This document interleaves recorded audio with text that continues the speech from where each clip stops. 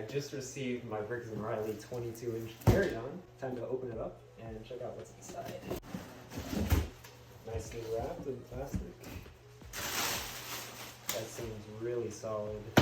It's time for me to leave for about 2 weeks. I have not tried packing this. This is actually going to be the first time I'm opening up my Briggs & Riley. This is the Expandable.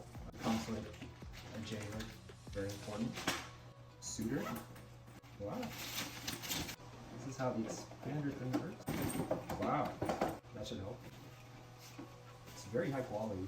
In comparison to the LuggageWorks, it's night and day. Anyways, time for the real test. Let's see if I can move 2 weeks worth of stuff from this suitcase into my Briggs & Riley successfully.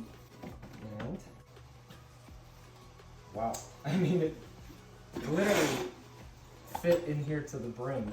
Of course, afterwards you compress this down. I honestly didn't know what to expect.